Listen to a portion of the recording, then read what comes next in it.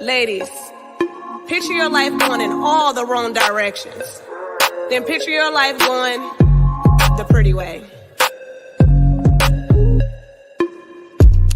The pretty way is a roadmap to who you really are inside. So today, say I choose me. I'm breaking up with fake love, fake friends, and a nightlife. You are purposeful. Respect yourself. Take the initiative. Be responsible. And take accountability. You're worth it. You're pretty. The pretty way.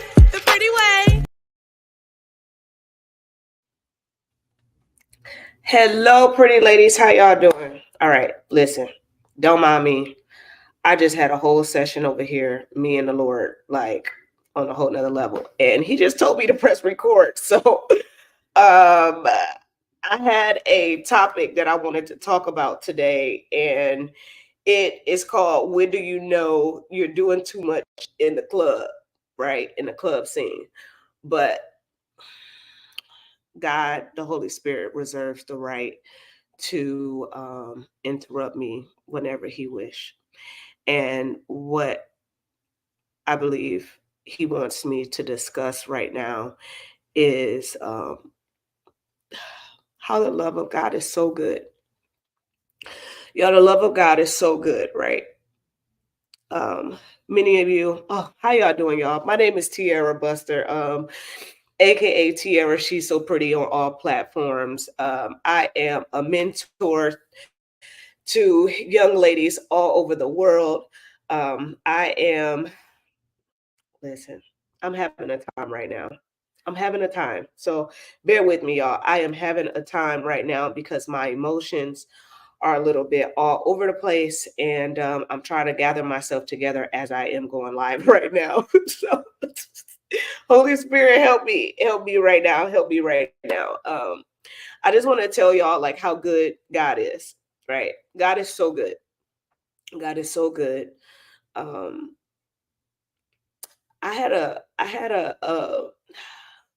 had this prayer, right? I really just let God hear my heart about maybe when my last client leave 3. So maybe about what's the time? 4:30. Maybe about 30 minutes ago, 40 minutes ago.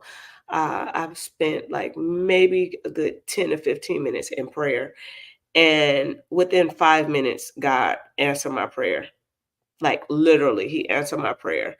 And I'm just right now, I'm just in this space right now where I want anyone who's listening, whether you're male or female, to let you know we serve a good God. God is so good. He is a miracle working God. He is an on time God. He is a God who heals. He is a God who sees. He hears your prayers. He hears your thoughts. He is always there in the midst.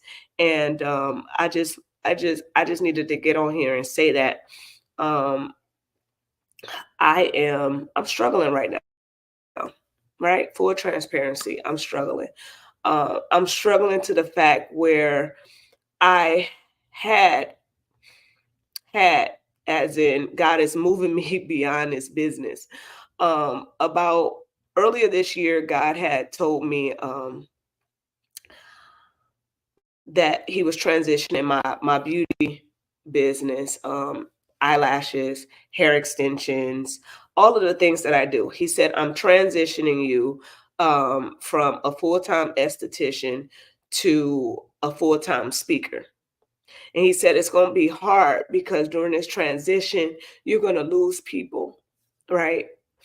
And like I've been losing people.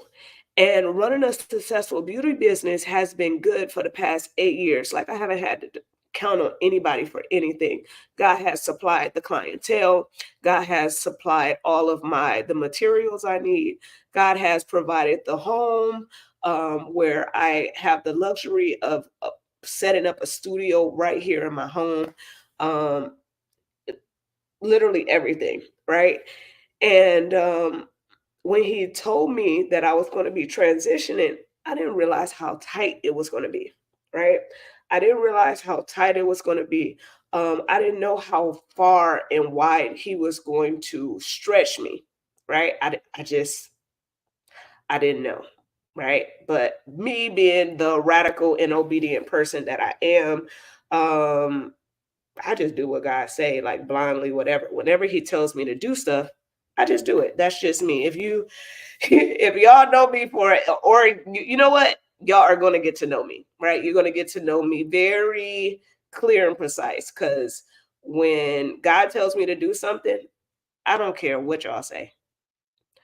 I don't if it's a mama, a daddy, a granny, a granddaddy, a cousin. Tiara, why you doing that? Don't make no sense. Look, God told me to do it. I'm doing it. God told me to move there. I'm moving there. God told me to go get that job. I'm going to go get that job. God told me, listen.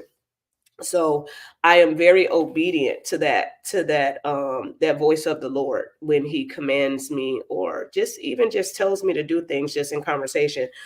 Um, I say all of that just to say that during this transition, today it finally hit me. And what I want to talk to y'all about is check on your strong friends, right? Just check on them. Like people who you guys always think, you know what? They got it together. And usually they do, right? More times than none, they have it together. But sometimes it's good to check on your strong friends, because today I need my people. I need support because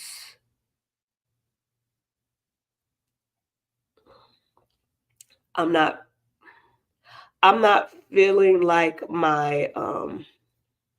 know, my upbeat self. My day started good, and then I don't know what happened. Thoughts started coming in my mind. It's the end of the month, bills and stuff is due, all type of things, right? And I depend on the Lord for everything. He'll send people to give me money. I'll have clients booked out of nowhere, to where my schedule is full. But I just want to say, when you're stretched thin, when you put a lot on your plate, and certain people don't really, what's the word? The word is, I believe it's, and my girl Nikki, she just wrote a book. The word is reciprocity, right? I am big on reciprocity. And right now I feel like God is trying to show me, um, no matter what, if I tell you to do something, even though it doesn't seem like, oh, I don't have the means to do it, or how, just whatever the situation is. I get put in situations all the time where I'm just doing something that I'm like, oh, God, if you said do it, then you gonna provide for it, right? Wherever you guide me, you're gonna provide for me. So reciprocity is something that I really, really want, for people to, start practicing. Look, I really want people to start practicing it. And I just want to look up the definition, because I have my definition of reciprocity, which is do unto others as you want done to you. That's my that's my biblical definition. Reciprocity. Um, oh no, that is, let's see. Let's see if ChatGPT can correct my spelling, because I have literally tore this word up. Um, all right, let's see what it says. The term you might be looking for is reciprocity. Yes, ChatGPT. Reciprocity means the patience of exchanging things, exchanging things with others for mutual benefit. In relationships, law, or trade,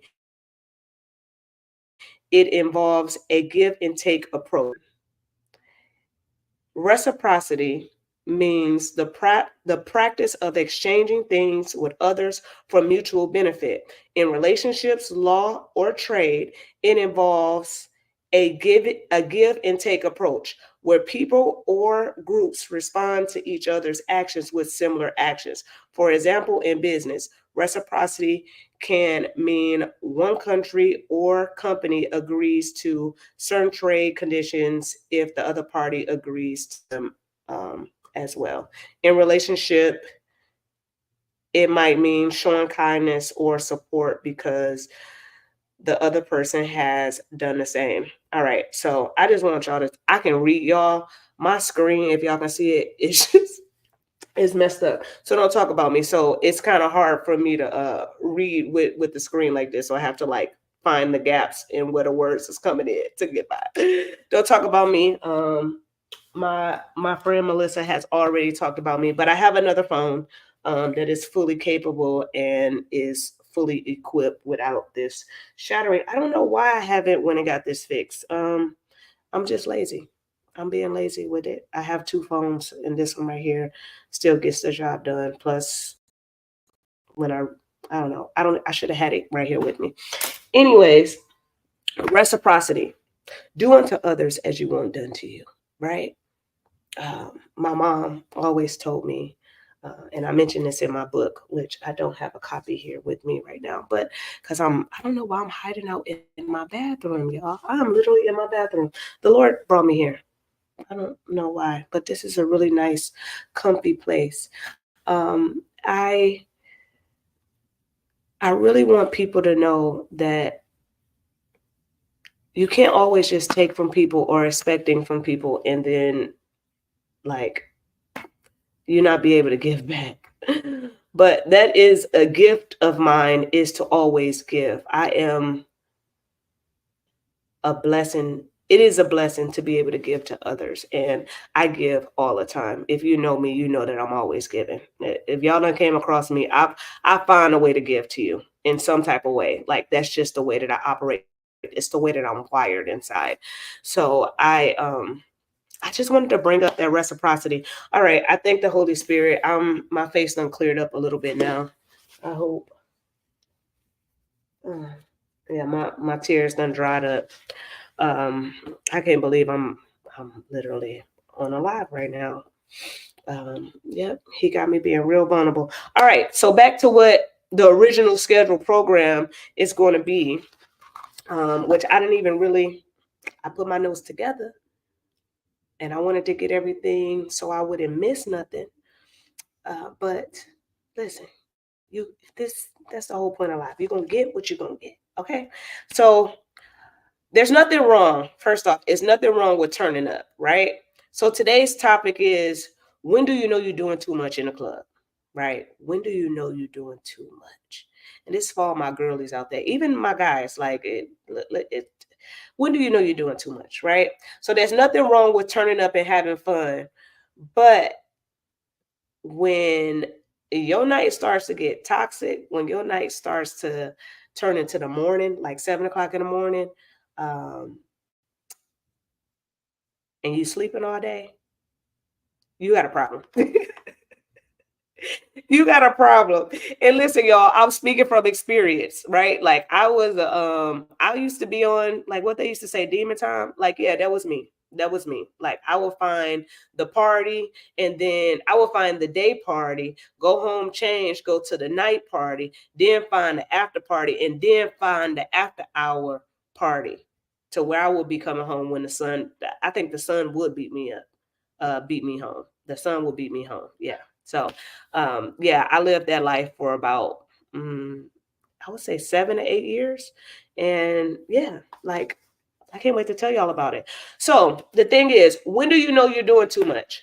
Number one, when you're out every night, right? You out every night. You're doing too much. Number two, your social life revolves around partying. Like you find Tuesday is Taco Tuesday, so you somewhere at Rocco's Tacos or wherever you at, wherever it's Taco Tuesdays, drinking a margarita. On Monday, well, what do you have? Sunday is Sunday Fun Day, so it's brunch everywhere. Saturdays is brunch. Mondays, what do they have? I know Wind Down Wednesdays. Thirsty Thursdays, and what's the other one for Friday? Friday, it's just the weekend. Fridays and Saturdays, it's just the weekend. So you're not just going out on the weekends, but your life revolves around partying. You find some type of way to go out and put a drink in your hand, right? And then number three is when you're using the club as an escape route. Like you don't have nothing else going on in your life, fitness, you ain't got no goals, you ain't aspiring to really do nothing, but you find a way to just be out in that scene daily. And daily means daily, but daily means about four to five times out of the week. And then fourth is when your health and your responsibilities are suffering, meaning you're not paying your bills. Your priorities is messed up. That's meaning what that is. Like you're drinking more tequila shots and Hennessy on the rocks versus Aquafina, H2O, Dasani, Zephyrales. I think I said that right. But yeah, H2O, right? Um, and then so you really got those four things where you really need to like take a really deep look at yourself in the mirror and say, you know what? I'm doing too much. I'm doing too much. And you know what? That's okay. Realizing it is the first thing, right? And I just want to tell y'all a quick story because when God told me to talk about this today, he had told me to tell this story about when I was when did I start working in a strip club?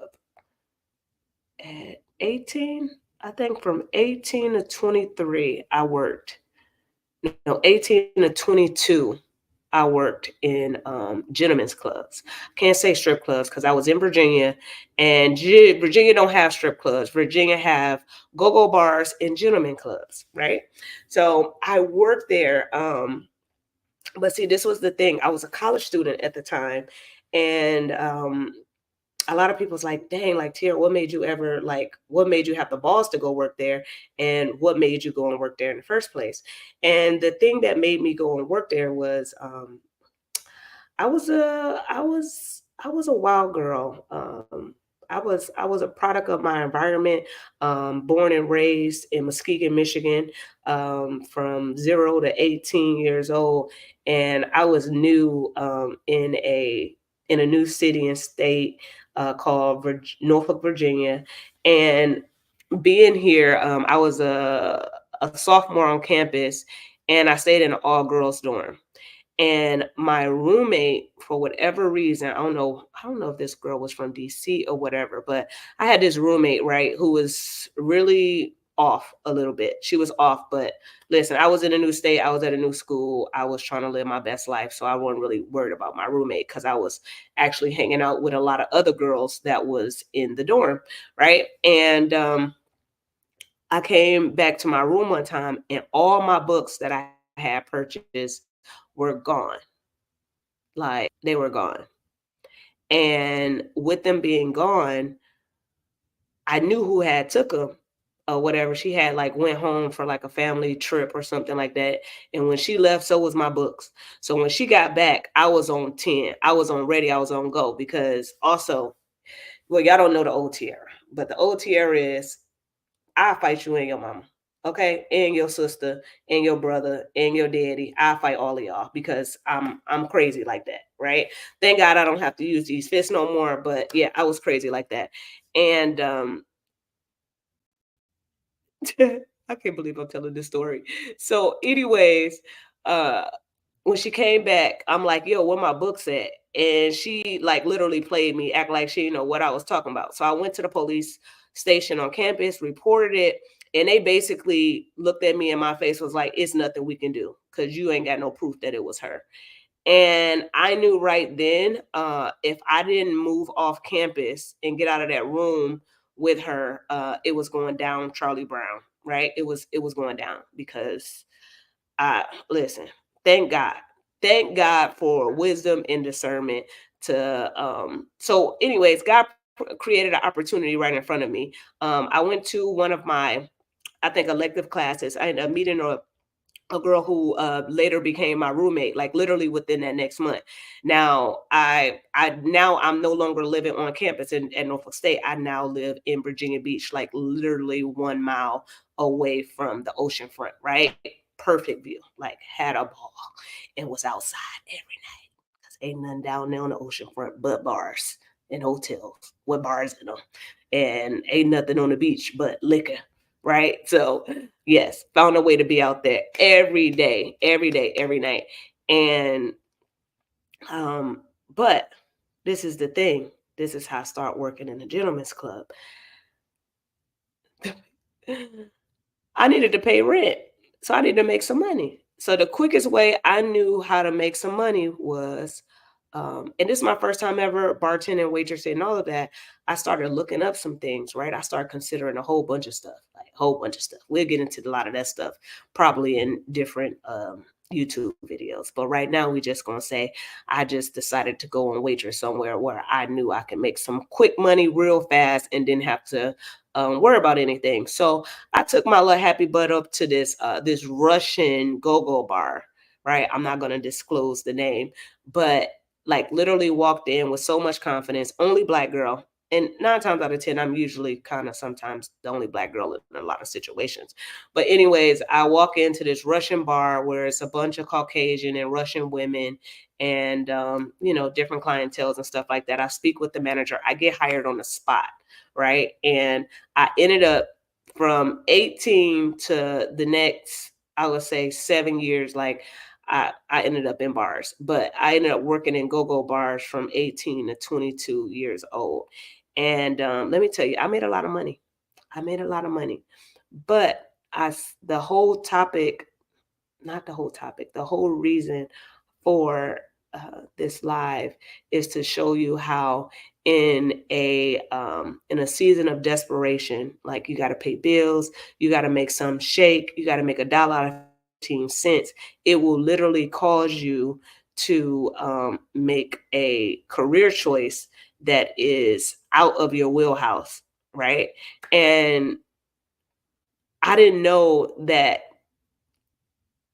starting at this job position, it was gonna have me drinking every night. Like I didn't sign up to drink every night, to be drunk every night, to have drunk people around me every night, to different friend groups, these different surroundings. And when you're around something every day, it becomes your world, it becomes your life, it becomes your personality. So what what I started, like the behaviors I started picking up was smoking. Like, yeah, look at me. Can y'all believe I used to smoke cigarettes? But only reason I picked up smoking cigarettes is because that was the only way that I was able to take a break. Otherwise, I'd be up in heels walking around every night serving drinks.